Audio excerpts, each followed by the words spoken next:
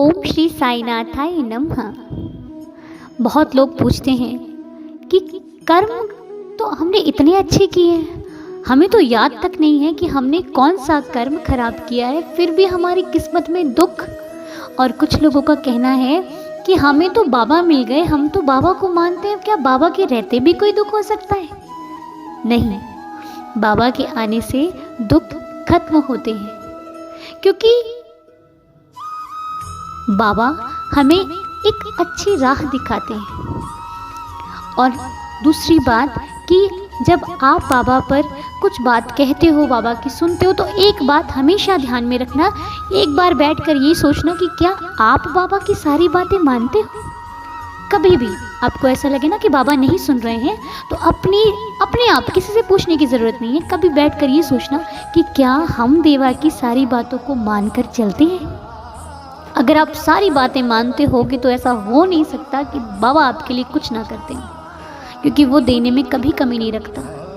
पता है, हम लोग सोचते हैं हमने किया क्या, लेकिन कई बार ऐसा होता है जो चार लोग बैठकर किसी की बुराई कर रहे होते हैं, हम उसमें कुछ नहीं कहते, पर हम अगर अपना सर भी हिला देते हैं ना, तो वो हमारे कर्मों में लिख जाता है कि हम उसमें भागीदार हो गए, हमने उसमें भाग लिया।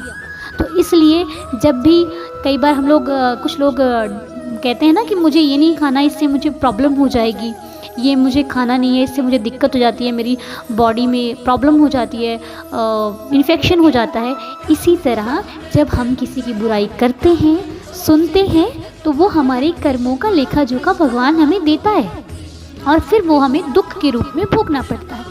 इसीलिए जब भी कोई आपके पास किसी की बुराई करने आए, तो कह दो भैया हमें ना सुननी है और ना करनी है, हमें उसकी ज़िंदगी से कोई मतलब नहीं है, यहाँ तो हमारी खुद की हो सुलझती नहीं है और हम दूसरों की सुनने चलें। इससे क्या होगा, एक तो आप किसी की बुराई नहीं सुनोगे, दूसरा वो इंसान वो भी थोड़ा बच जाएगा बुराई करने से, और तीसरा जिसकी बुराई होने वाली है वो भी बच जाएगा। आपने एक साथ 3 लोगों का फ़ायदा किया, तो वो भी आपके कर्मों में लिखा जाएगा और आपको भगवान बढ़ कर देगा। जो दुख देना जानता है वो सुख देना भी जानता है। इसलिए आज से हमें किसी की ना सुननी है, ना करनी है, ना किसी को देखना है, अपने मतलब से मतलब। हो सके तो तारीफ कर दीजिए, लेकिन कभी किसी की बुराई आपको नहीं सुननी है। हमें अपना खाता बिल्कुल साफ रखना है, और किसी का वो उसके कर्म है, ठीक है, वो क्या करता है वो जाने। हमें अपना खाता बिल्कुल साफ रखना है, ताकि जब अपने बाबा के पास जाएंगे तो कहेंगे देवा हमने कुछ नहीं किया, थोड़ी थोड़ी गलती हुई होंगी लेकिन ज़्यादा कुछ नहीं किया।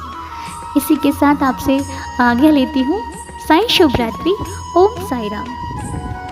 फिर कल मिलेंगे।